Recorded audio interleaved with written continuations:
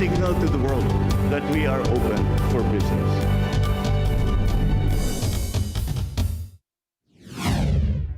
We are now open for business. This is 𝗗𝗏𝗏𝗏 bringing you yet another episode to guide you in discovering your passion and growing your business as we learn from experts in the field.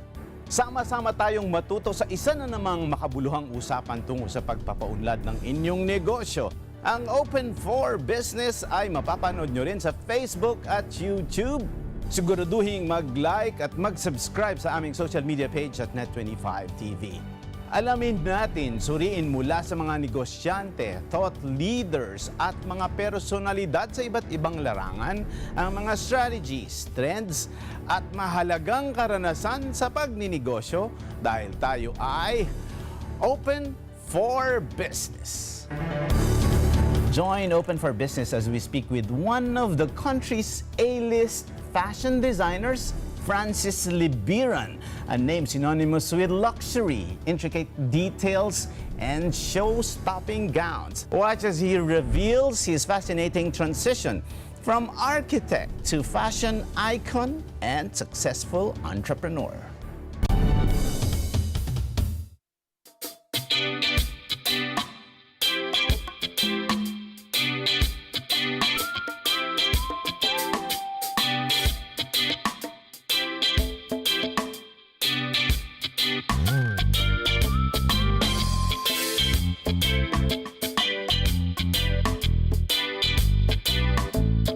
Come one, come all sa pinakamasayang kabanding tuwing umaga, kada umaga. Let's get together sa Net25. Sa Net25. Eto na naman kami, nagbabalik kusina sa bagong season ng Lutong Daza. Kung na-miss nyo kami, mas na-miss namin kayo. Kaya naman, Tonight, we are thrilled to have a true icon of Philippine design grace our show. He is renowned for his intricate details, luxurious fabrics, and show-stopping gowns that have captivated countless celebrities. Tyra Banks, Gwen Stefani, Angela Bassett, beauty queens to name a few, and graced international runways.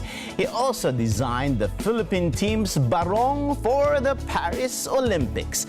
From architect to fashion legend, please join me in welcoming the one and only Mr. Francis Libiran. How are you, Francis? I'm very good. Excited for the show. I was really looking at the social media feeds lately, and we all see your designs and your name all over the internet. And how does it feel, Francis, na your design, your barong lined up with international artists, international designers in the Paris Olympics? Ano yung pakiramdam nun? It's such an honor to be doing something for the country. And looking at yung work mo in the international setting, comparing it with other countries, gave me such pride in what I'm doing. Parang nakaka-validate yung hard work na ginawa ko. I've been in the business for 25 years, and doing something for the Olympics is one of my goals. And ito nangyari to. So talagang nakakatuwa at nakakataba ng puso. Pero what's the process, Francis?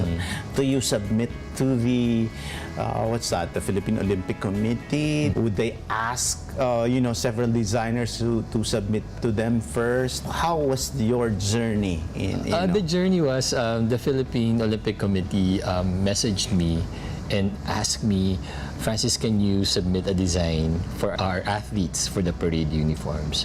So, syempre ako, I was so excited when I got that call. I remember it's a Saturday, and then sa sobrang excitement ko, nakagawa ako ng 5 sketches, and I submitted it that afternoon. Wow. So you were called in the morning, tapos nagsubmit ka in the afternoon. I was just so inspired because I was so thrilled. And it's, again, as a designer, it's such an honor to do something for your country. I was in that place wherein I wanted my designs to be known worldwide, and Olympics is one of the platforms in doing that. If you are inspired and if you are so thrilled, you were able to create designs immediately. Is that the regular process? Like, I know that, artists, designers like you, di ba?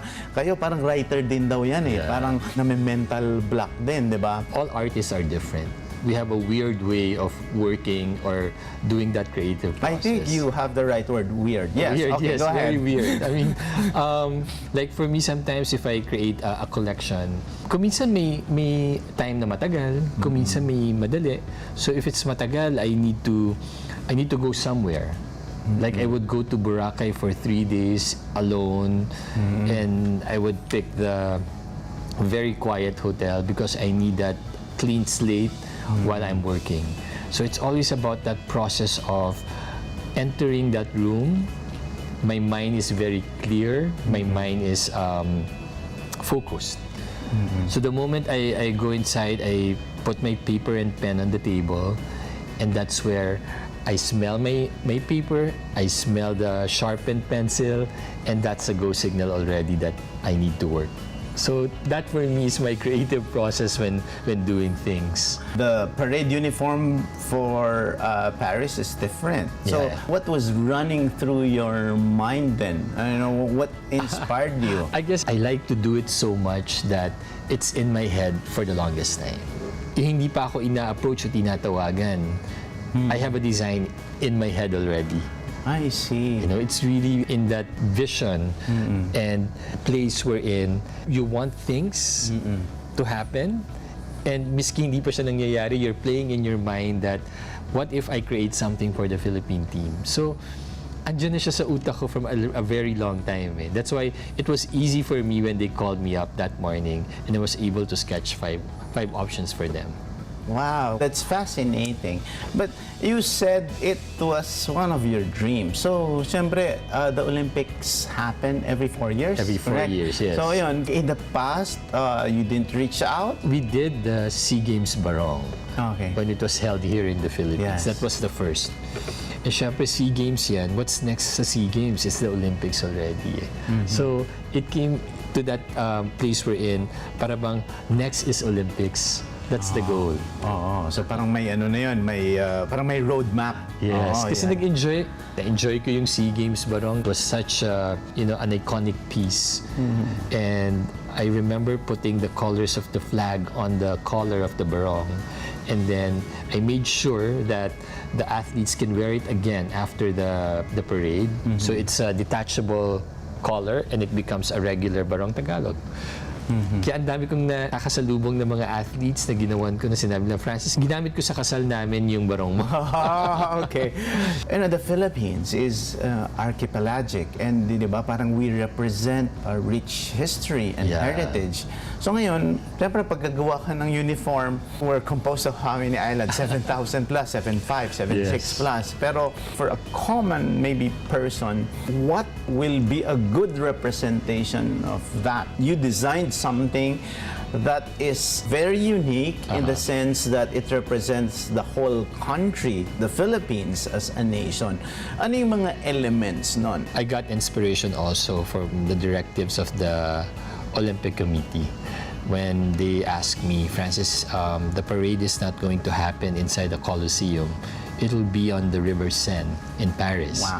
So, ang sa akin dun, ang challenge sa akin dun is how can you make an iconic uniforms for the athletes from afar? Kasi siyempre malayo yung vision na yan Yes. di ba? So, ang sabi rin sa akin, can you put the colors of our flag? So that's another challenge. I remember one barong I submitted was, there's our águila. The eagle, yeah. The eagle. Para bang the pattern of the side view of the eagle with, at the end, the colors of the flag. So those things I put into consideration because I really wanted the world to see what the Philippines has. The colors. Our Barong Tagalog is very Filipino. That's the reason why I opted for a Barong Tagalog to use for our athletes. And it's genderless also. Yeah. Diba? Women can wear it, men can wear it. So ginawa kong iisa na lang yung peg na yun. So that when they come out, it's very powerful. Pag nakikita sila from afar, the colors of our flags is very, parang vivid in that sense. Kasi Barong Tagalog, when you wear it, parang it's an ordinary white shirt from afar. You cannot make small patterns out from it because it's not going to be seen. That's why I made that, it's like an armor across their chest. And I made sure to put the blue and the red and a very vibrant pattern of the sun na ginawa ko different rin from the flag. My vision was talagang when they see it, oh, it's from the Philippines. Now, Francis, sabi mo 5. I'm sure you have a personal favorite there, di ba? So parang you discussed one, which is the eagle. Yeah. But yung na-select ng Olympics Committee, yun din yung personal favorite mo or not necessarily? Alam mo, it's so hard when you're a creative person to pick kung ano yung ginawa mo because all of it you created with passion. You know, so lahat sila paborito mo. Para bang it's so hard to pick just one because you put your heart and soul to it while doing each and every sketch. When you presented that design, like, di ba yung mga artists, designers, minsan ayaw nila napapakialaman. Sa'yo ba, the creative license was there na you do this as it is or no na lang? You know, in our field of designing, you need to be very open with criticism. You need to listen actually to your clients. Sila ang magsusuot eh. Sila ang nakakaalam ng needs nila. You cannot say that this is my design, that's it. You cannot change it, you know? There will come a point wherein masasacrifice yung design mo eh. But if you're a creative person, you know how to go around it. You know how to solve the problems that your clients has. And when it comes to dressing up, as a designer, you're a problem solver of your customers, always. Lovely, lovely answer. Para tayong nasa ano to, Mr. and Miss Universe na to.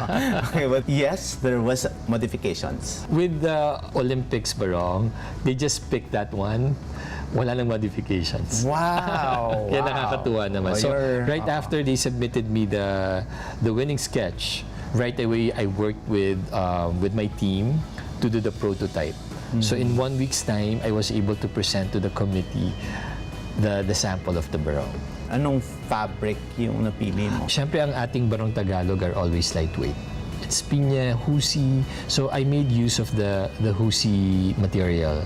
Reason why 𝗗𝗶𝗴 is it's very durable, our local weave. That's why I wanted to promote our local fabrics actually to the international world. We're in Paris, it's the fashion capital of the world. So what better way to really use Filipino fabrics? Another input, kasi you mentioned that, you know, every time you do designs, you have to know who's gonna wear it. Parang sila ba, they presented you the athletes who will be going there? Who are the famous ones? Who are your favorites? Yun ba present din nila sa'yo? And I know you will say again, parang, since they all represent the country, they're all your favorites. Pero, siyempre, when you imagine someone who will be wearing the Francis Libiran barong, this has to be my model.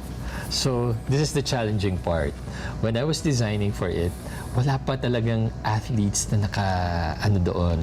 parabang kung sino magsusuot. Because nandun sila sa point na parabang sino ang magka-qualify. So, as a designer, I need to think of the general athletes that's going to use it. That's why ginawa kong genderless siya. Hindi ko alam kung ilang babae, ilang lalaki. In mind, I just wanted for them to look very Filipino. I want them to look like they're carrying the flag of the Philippines. That's why I created that armor. It's like they're going to a fight representing the Philippines. You were also exposed in the international stage. The Paris Olympics is big international. It's a global stage. But has this been a dream of fashion designers like you? Di ba parang even the food brands, in the Philippines, di ba? A lot of people would really want to break in the international market. So yun ba talagang part of your plan to do this? Of course, as a fashion designer from the Philippines, I want my name to be known around the world. That was really the goal from the very start. That was always been my dream, to really conquer the world through my talents. And syempre, imagine having that opportunity to be able to showcase your design in a global stage through the Paris Olympics, it's such a big honor. You know, that's why every time I design something na kaakibat ang or kinikerry namin ang flag ng Pilipinas, I always put my heart and soul to it.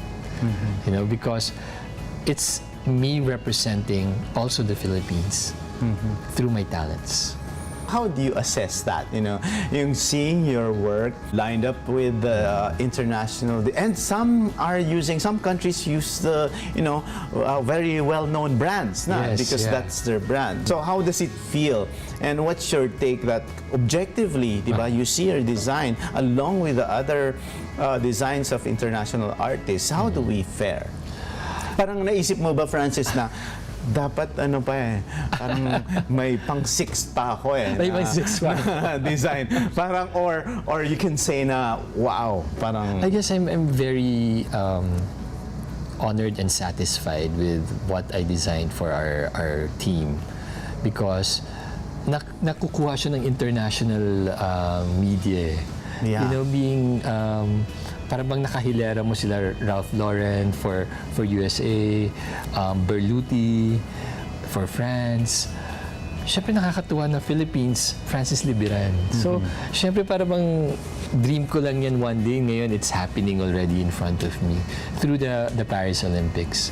That's why every time I open my social media and there's something new about the Olympics, parating kasama yung barong natin. Yeah. Di ba nakakatuwa tingnan na Parang parang iconic na siya very iconic. If Mongolia has their traditional wear, USA has their suits, and even France, we have our barong Tagalog, which makes us very unique in the international stage. That's why talagang pinaglaban kong gamitin ang barong Tagalog, kasi it's very us Filipinos. This one is interesting. From a family of doctors, you ventured on your own to be an architect, and then you quit. Then you paid your way to fashion school in pursuit of what you're passionate about. How was this journey, especially with expectations from your family? Imagine from architecture to fashion design.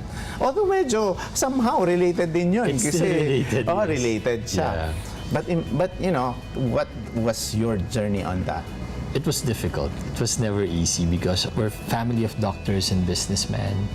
And syempre yung dad ko, my parents they have something in mind for me. They want me to be in a physical therapist career. Okay. And kasi that time it was so in demand. Oo. Sabi ko talaga sa dad ko, Dad, I can't... Nahulaan ko tuloy ang edad mo.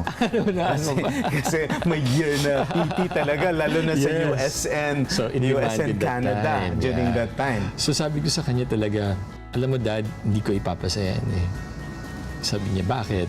Sabi ko, it's not my calling eh. It's not my... But that time, I couldn't say being a fashion designer. Mas lalo nilang aanihin yun. Hindi nila ipapursue. Ipa-block nila yun. Because my dad is very strict, authoritarian. And I told him, okay, I want a course related to designing. So it could be interior design and architecture. I remember one time I enrolled, the only slot that's available was interior designing. They said, sabi ko, gusto ko arkitekto eh. Mas maganda siya, saka mas grabe yung... Saka parang encompassing, yes. Diba? So sabi ko, no, I need to talk to somebody in the admin. Talagang I fought also for the enrolling in architecture. And then of course, syempre, my journey was never easy in pursuing who I am right now. I told my dad, I promise you that I'll finish the architecture course on time and I'll make you proud. So I finished it for a good 5 years, and then right away I applied for a job in an architectural firm in Makati. So I stayed it for 2 years. Oh, matagal din yun. Matagal din. Matagal din. Siyempre, feel ko rin na na parang baka ito yung calling ko, baka sakaling magustuhan ko. But talagang one day, para bang sabi ko, anong ginagawa ko dito? It just struck me. It just dawned on me that sabi ko, no, I'm not happy with what I'm doing. So talagang that day, I just composed my resignation letter and gave it to my boss. And then the next day, I enrolled in fashion school. So ganun ka ano yung strong ng pagiging fashion designer na talagang it has to be immediate. Because ang iniisip ko nun is time is running out and I want to do things the way my calling is. And from the time that my first day in fashion school, I was so happy. Being creative. First day pa lang yun. First day pa lang yun. Pero parang sabi ko, it just felt so right. It just felt that this is my place. Sketching, designing beautiful clothes, learning how to do the garments was such an easy task for me that time. It was hard, but hindi ko na yung pagiging mahirap dun sa paggawa na yun eh. The challenging part was really quitting my job, and my dad doesn't want to support me going to... So how did you support yourself? Yung ipon ko nung 2 years, yun yung pinag-enroll ko, I see. yun yung pinag-gastusan ko. It was just enough to support whatever my dream is. This portion is brought to you by Pure Gold. Sa Pure Gold, always mura, always kompleto, always may promo, always panalo. This portion is brought to you by Northview Solutions. Let us build it for you.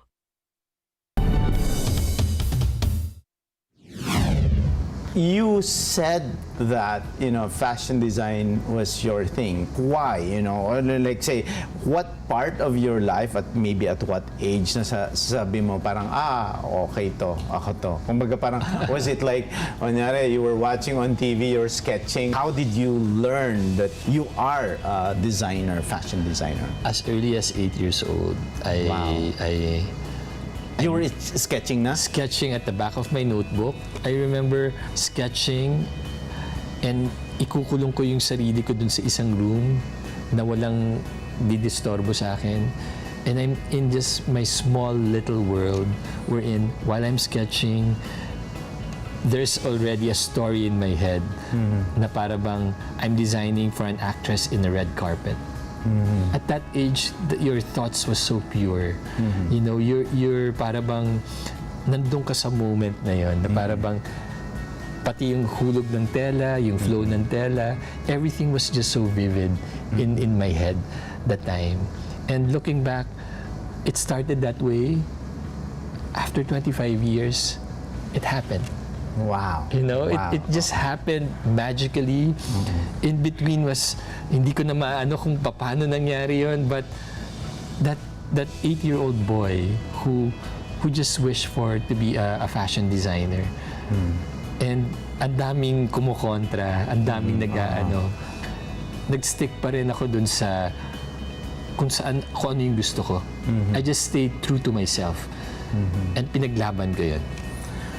Wow, very fascinating. Now, Francis, at that age of 8, parang ikaw ba, parang do you have already a muse in mind? Like say, di ba, parang sometimes parang people are inspired by Hollywood actors, actresses. Once you see that person, parang, this is my muse. Kasi kayo, fashion designers, you always, have this model in mind, di ba? Who was your muse? So during the time, siguro, sila Princess Diana, I was so fascinated with the royalty. Yung pageantry when they were classy, elegant. Classy and elegant. Hollywood actresses in walking down the red carpet. Pageantry is also one. Para bang as a small boy, niwiwish mo lang. You're just playing with your mind that I'm designing for Princess Diana for this particular event, Michelle Pfeiffer for the premiere night of this one. I'm just being creative. I was not the brightest because hindi ako nakikinig ng lesson ng teachers eh. In my head, there's always something creative coming up, and I would always draw in the classroom. That's why drawing for me is such a meditation. Every time I feel bad, every time I want to concentrate on something, it's always through sketching. It's the way I express my feelings. Drawing from your background in architecture, you are known worldwide for your structured, intricate designs. What exactly is Francis Libiran's design philosophy? My design philosophy, everything starts with a line. In that line, there's always the balance between left and right, top and bottom. So I would always start my sketch with a center. You know, that's my design philosophy all the time, is to start with something that you need to explore, you know, and it starts with that single line. I guess being an architect helped me a lot with putting a foundation on anything that you do, you know. And again, that line is very meaningful for me because talagang when I'm designing something, I begin it with a line and it explores to sidelines, to waves. So parang that's my starting point in what I'm doing, whether for myself or for whatever sketches that I'm doing or conceptualizing. It always starts with that process. I think it's an advantage because the discipline of architects are different when it comes to conceptualizing. Architects are problem solvers. You know, if you look at it, same thing that's why I apply that to fashion design as well. We problem solve for our clients. Yun yung pinaka, sometimes there's a client na, Francis, I want to look tall.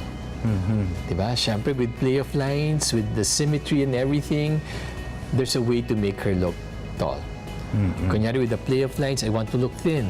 Miski medyo on the heavy side, kahit pa paano malagyan mo lang ng bewang yan, matutuwa na yung kliyente.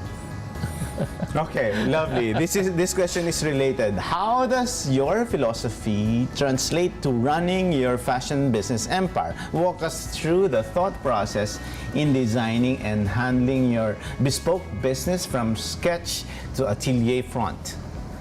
My business is composed of different segments. We have the haute couture, we have the ready-made, and we have the uniform department. Uniform department is where we supply uniforms for big hotels and companies. So, before you discuss each of the three departments, which one is the most profitable? Alam mo lahat yan, may ibang segments kasi. Like haute couture kasi, in one sitting down, it's a big deal because it comes with the service. Me being present all the time, me problem solving for them, you know, me suggesting a lot of things. So, it comes with a price. Okay. So, miski konti lang siya, malaki ang high profit margin. So, maybe there's a few of them, but the profit margin is really high. But it's not regular. Or it is as well. Kasi, di ba, there's a lot of balls, ganyan, and all It needs to be regular because, like a fashion designer, how can you stay relevant and people going to you? Diba? So, it's like a niche market we're in. Saan ka ba magaling as a fashion designer? Magaling ka ba sa bridal? Magaling ka ba sa individual gowns? Magaling ka ba sa suits or sa barong? So, you need to find that niche. For us kasi, the brand caters to both men and women. So, we get both. So, for example, for a wedding, we do for the bride, also for the groom. For the retail part naman, it comes with designing already for the people, but it comes with an affordable price point. Okay. So that's where the parang it's like a sub-brand, so that we are very accessible to a lot of our clients. Pero sa retail, do you have a brick and mortar store? Yes, we do have one in Shangri-La Mall. Okay. So that space caters to retail for wedding gowns. Okay. So yung mga hindi nila afford yung haute couture goes to that store. Okay. And it's just one for now. I'm sure you will eventually expand that. But what we do is, me and my business partner, 𝗏𝗏𝗏𝗏, nowadays you don't need to have a store. Yes. You know? So ang ginagawa namin, nakikipag-partner kami sa mga big hotels na kinikater din namin. And we do our own trunk shows. Wow. So it's for a limited time so that they could access us that's kuminsan pa nga provincial ang ginagawa namin. I see.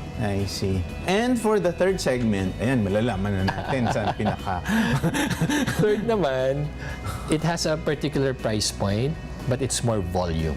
Maramihan talaga siya. So, like say, what's the biggest number of uniforms that you've number of worked? employees is 5,000. Wow. So that 5,000 is times 3 because one person needs 3 uniforms for their work. So, bigger quantity Yeah. but at a lesser price. Well, we have a computation already for the uniforms. Pag masyadong mataas naman ang uniforms, mahirap. We understand how it works. So we try to make it affordable and options are given to our clients when it comes to that. It all boils down to their budget kasi at one point then. Pero meron ka din bang, like say, minimum quantity pag ganon? Like say, for example, I can only accept orders if the minimum quantity is this. What's your minimum because quantity? one way to really lower down the price is getting a roll or a big bulk of fabric. So if hindi na, kung konti lang yung order nila, we cannot give them that big discount because we're only getting a small part of the fabric. It's not wholesale. It's like retail already when we get it. That's why inaano namin na para bang we always have a minimum of, let's say, 100 people. Okay. Yun yung parang ano namin, yun yung para bang price point namin. Because lower than that, prices will go up naman. Okay. So going back to the question, which of the 3 business models is the most profitable? You know what?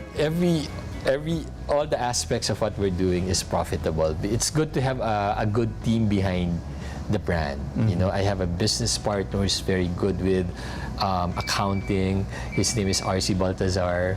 May ano siya, may focus siya, and when it comes to arranging things, may know-how siya. So, in what we're doing, talagang it's nice to have that partnership. I'm the creative and he's more of the business side. That's why every time we talk, sasabihin niya sa akin, Francis, yung collection mo masyadong mahal. Babaan mo yan. You're a creative person, you know how to do that. So doon kami nagtatalo parate. And it's a healthy argument between an artist and your business partner who's into numbers.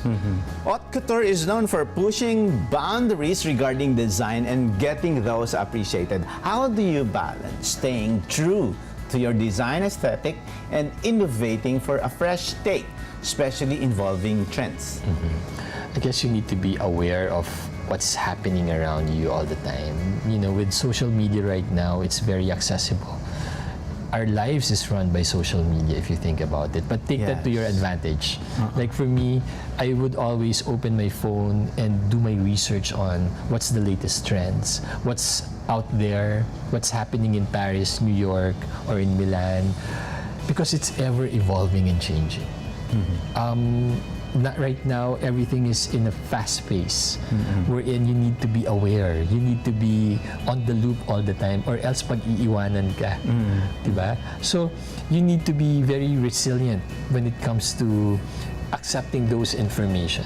You need to have that awareness that this is happening already, you know, and you need to adapt to it. You are celebrating a milestone of 25 years, which is a feat in itself. How have your designs and business evolved? Yun bang, nakita mo ba yung buhay pa ba yung sketches mo when you were 8 years old? What was your transition like? How do you see yourself as a designer evolving into the Francis Libiran now? You know, when I started 25 years ago, it definitely evolved a lot, you know, and part of that one is a lot of learnings along the way. You know, as you mature, you're very sure with what you're doing. And syempre, part of it, you need to innovate your work all the time. I mean, I think that's the key. You need to not settle on what's comfortable, but always challenge yourself to do something that's outside from your comfort zone. You know, para bang, yes, mahirap pero it's fulfilling once you created something and you're proud of it. You know? So, para bang innovation plays a big part of it.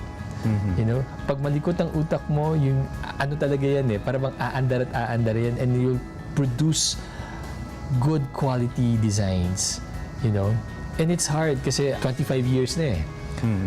So syempre there's newer designers. Yeah. They're more fresh, they're more current, they're young. I mean, of course it's hard to compete with that. But it comes with maturity. Yeah. You know, you accept. Sabi nga nila, age is always an advantage. Diba? Para bang you accept and you're happy for them. You know, if they come to me and ask, "Sir, paano niyo to ginawa? Because I want to be like you, I want to be your path."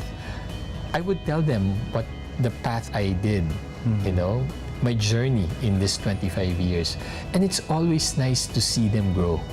You know, I have a lot of designers under me in that 25 years. And right now, they're big names already. Wow. And I'm so happy that they're in that place. And I would always tell them and message them once in a while, I'm proud of you. A decade ago, your international exposure via a TV modeling reality show catapulted your fame further. Looking back, how difficult was it to break into the international stage? What are the opportunities now for labels and Philippine-made masterpieces to go global? So during that time, social media was not yet that big. It was just starting. You know, just imagine a designer from the Philippines, and I got an email from America's Next Top Model, me being featured in their show. It's a reality show. So before me was 𝗦𝗁𝗁𝗏. So siguro they did the research that Philippines has good designers. That's why I got an email from them. So that time, it was really hard to penetrate Hollywood. Because you need contacts to really be featured there. Diba? It's easier nga now because social media is worldwide. Diba? So when you put your work out there, kita na ng buong mundo yan. Mas easier ngayon kaysa noon.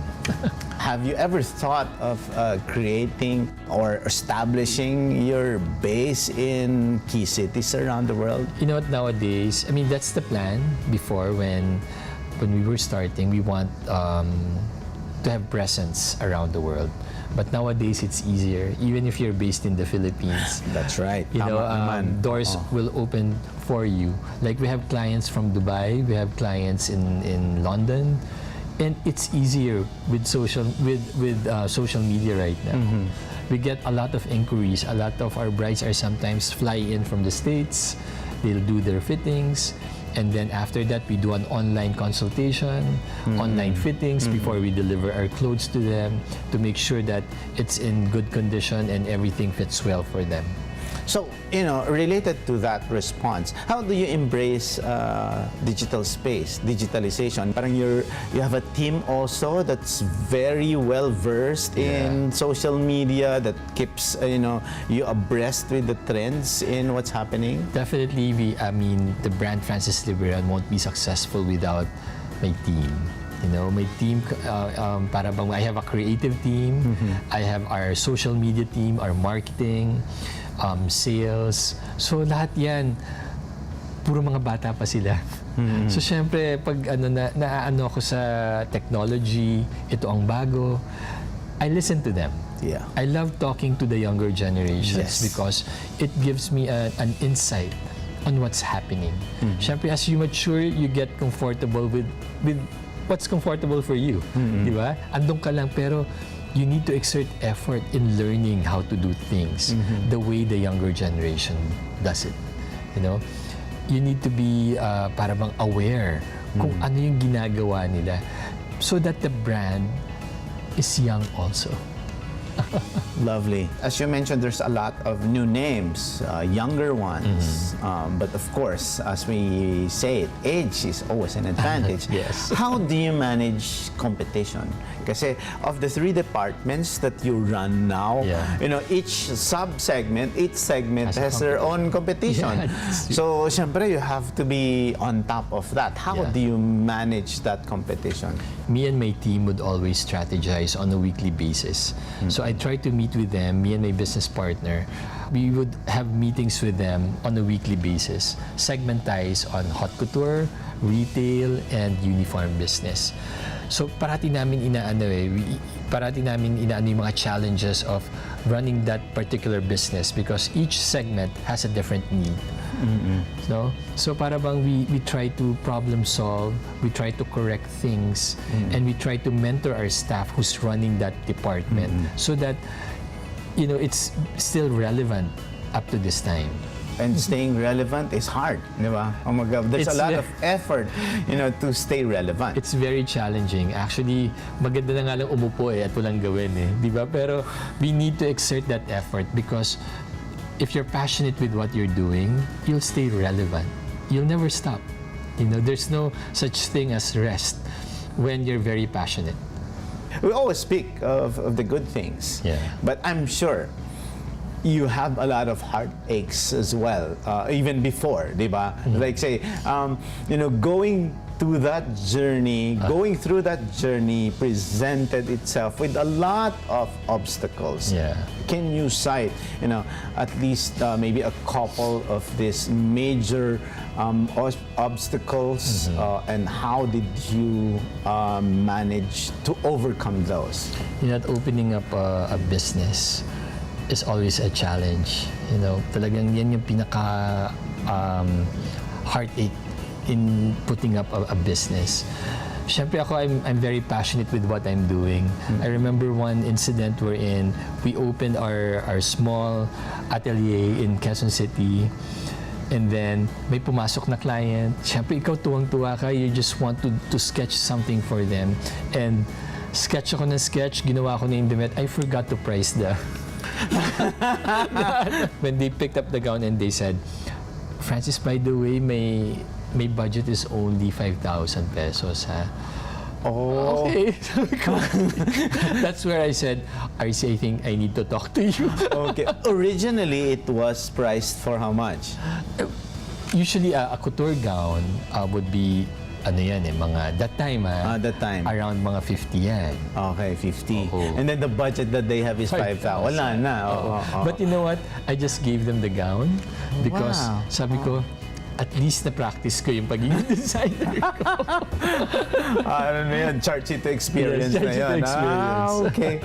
Okay, interesting. Okay. And along the way also, there's a lot of, dealing with clients is always a challenge because of the expectations. Na-master ko na nga yung para bang a problem solver for them always. Kasi they come to you for a certain thing, and that thing is they want to look beautiful in what they're wearing.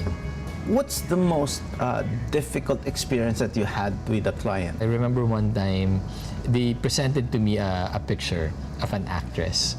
For example, Ann Curtis. I want to look like Ann Curtis in your gown. Siyempre, hindi mo naman sasabihin na parang, but you're not Ann Curtis, diba? But I would divert the topic and tell them, you know what? Your shoulders are nicer than Ann Curtis. Okay, wow. Let's focus on that one. Wow. So, kumbaga parang at least the attention goes to her na. To her na. I see. So, parang when it comes to challenging my design aesthetic already, na para bang, no, mas gusto ko to over this one. I try to explain it to them, and sometimes I would go to wherein I'll make their idea and I have a backup with my idea because I know yung idea niya won't work. So I have this plan in my head that pag sinuot mo yan, I just want you to realize yung idea mo so that it's easier for me to convince you with what I've done, that design for you. Wow. So Francis, I think based on my understanding, it's really that communication then, between communication and strategy on how you face them. I would always tell my sales team, you know what, dealing with clients or talking to them, you need to perform. What is the future and how do you manage to still be in the industry even with the advent of artificial intelligence? We need to accept that AI it's going to be something big in the future. I saw a lot of designs being done by AI. They're good, but of course, iba pa rin if it's you or a person designing for it. There's passion. It's not just one click of the button and it's there in front of you. The design process is such a a wonderful experience. Conceptualizing the hard work that you put into makes your creation more meaningful than just a push of a button. What's next with Francis Libiran after the Paris Olympics? What's next for us? We just celebrated our 25th year anniversary last year. So syempre, it's like a marker that you're in the middle already and you're going to a path wherein, of course, we're all getting older. We want our next 25 years to be very sure with what we're doing. Me and RC would always think of ways on how to sustain the business by creating different product lines. So we started with the retail already. We ventured into perfumes. We want to venture into cosmetics, makeup, and scents, accessories, and bags. Because that's the direction. What's your timeline for that? I hope in the next 10 years. Okay. When you look at the trends in fashion now, what do you see? We're at the time we're in, there's no specific look when it comes to fashion. It's segmentized. Some could look vintage, some would love repurposed clothes, some would like baggy pants. Hindi na siya yung certain look like the 50s, wherein everybody looks the same. The 70s, where everybody looks hippie. Now it's segmentized, and you don't really kung ano yung pinaka-trend. And it's a matter of you being yourself and how you express yourself through clothes, which will make you very unique and stand out. Wow, this has been a very interesting, insightful, and fashionable conversation with the Francis Libiran. And thank you, RC, for making this happen. Open for Business. We'll be back. Stay with us.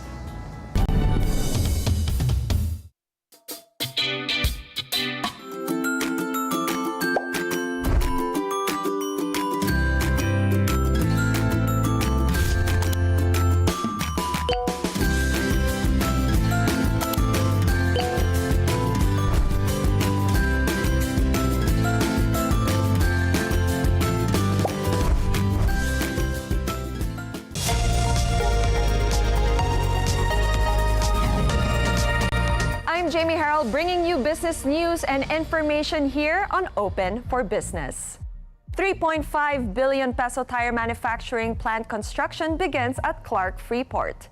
Japanese tire manufacturer Yokohama Tire Philippines Incorporated, also known as 𝗬𝗏𝗏𝗏, started the construction of its 3.5 billion peso manufacturing plant expansion project at Clark Freeport Zone in Pampanga. Now, this project will also provide 500 jobs for Filipinos. Once completed, 𝗬𝗏𝗏𝗏's production capacity will increase by 5%, or an equivalent of 500,000 tires annually. Around 94% of its total output is geared towards export and the remainder for the local market.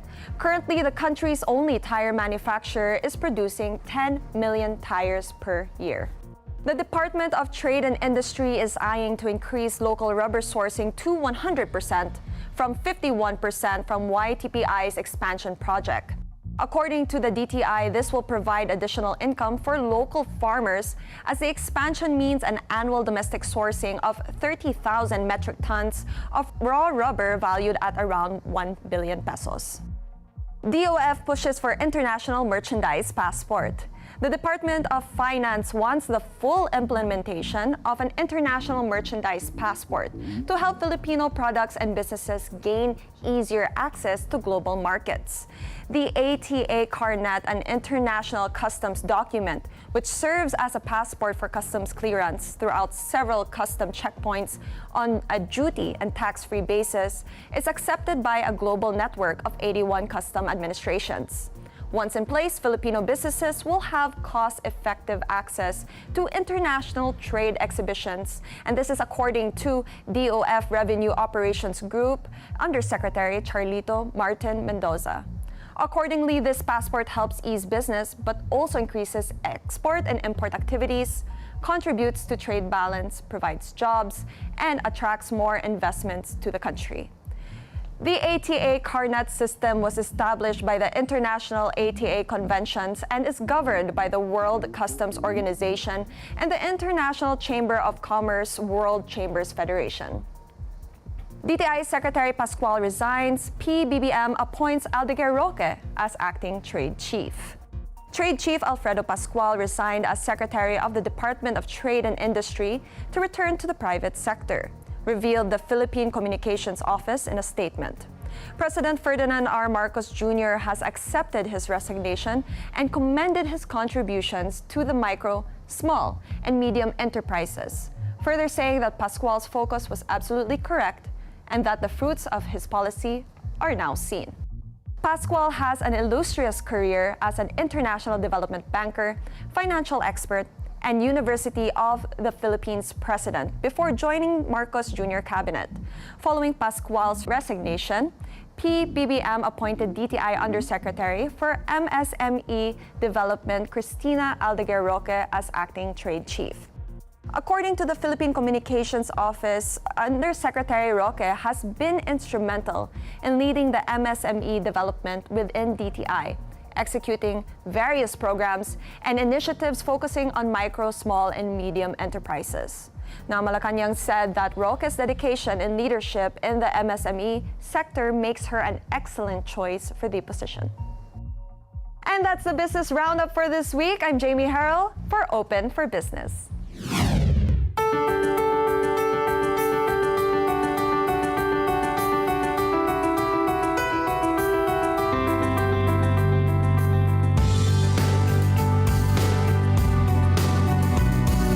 We are at the Manila Interior Design Summit 2024 and are delighted to check out North Diamond as the leading distributor of luxury bed linens. North Diamond brings a touch of elegance and comfort to homes nationwide. Today we have the privilege of discussing their latest exquisite collections, innovative designs, and vision for the future of luxury living. Stay tuned as we dive into the world of luxury, but sustainable beddings and linens with North Diamond and its hero product, 𝗵𝗏𝗏.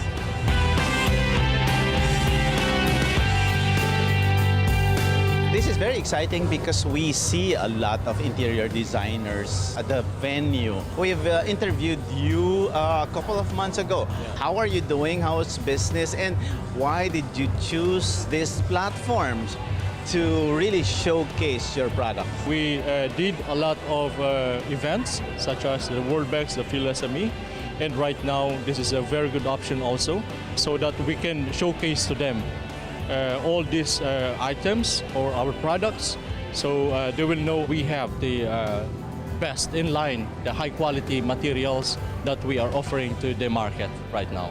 Speaking of the material of 𝗵𝗏𝗏𝗏 and the collections that you are featuring now, in terms of design, in terms of raw material, where is this coming from? And what's that collaboration that you have with 𝗐𝗐? All the materials are 100% natural materials coming from European countries such as Portugal, Spain, Switzerland. And the collaboration with 𝗐𝗐 for the 𝗵𝗏𝗏𝗏 is the sustainability that we are catering. We are targeting now the B2B section. We mainly focus now on the hotels and establishments. Ano ba yung kakaiba pagdating sa brand ng 𝗵𝗏𝗏𝗏? This is 100% natural material, so this one is skin friendly, 100% natural materials coming from the cotton.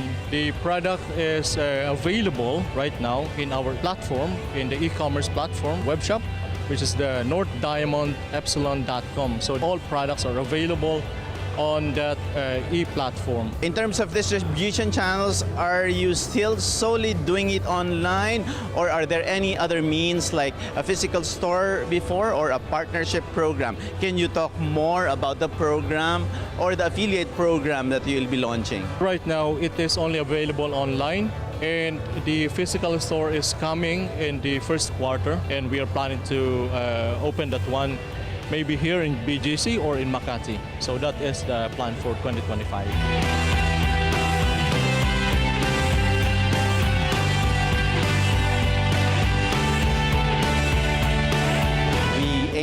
to preserve these happy memories and help to sustain this kind of intellectual wealth we all have as individuals, communities, and nations, manifested in tradition and culture, craftsmanship, art and design, but also interconnects the cultures and traditions, simply the lifestyles. Established in 2022, North Diamond is the lifestyle agency and sole distributor of European lifestyle homewares made of natural materials in the ASEAN. Start of North Diamond's journey towards a sustainable enterprise is the partnership with Flores in Augsburg, Germany.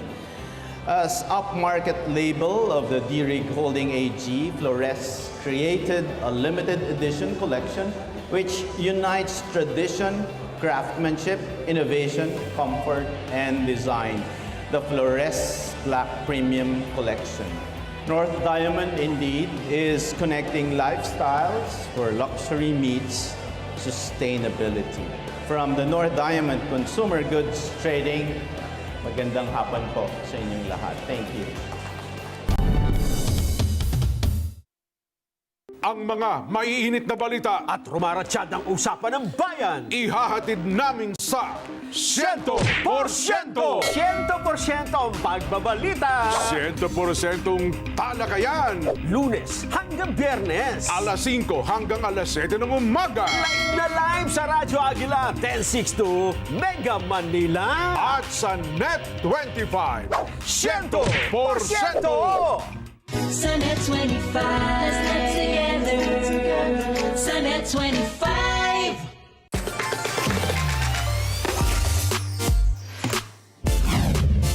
And our buzzword of the week is fashion forward. These are interested in fashion and wearing things that will soon become very fashionable.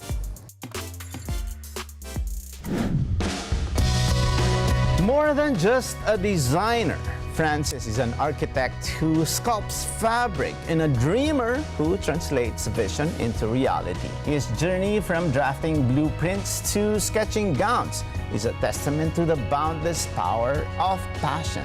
His creations are more than just threads and embellishments.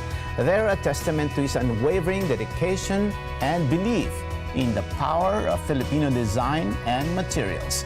He's not just dressing celebrities, he's dressing dreams, weaving threads of innovation and excellence on the global stage. May Francis's story ignite a spark within you, whether your passion lies in fashion or a field yet undiscovered. Dare to chase your dreams. With a touch of innovation and heart, you can turn your ideas into the most exquisite threads of your own success story.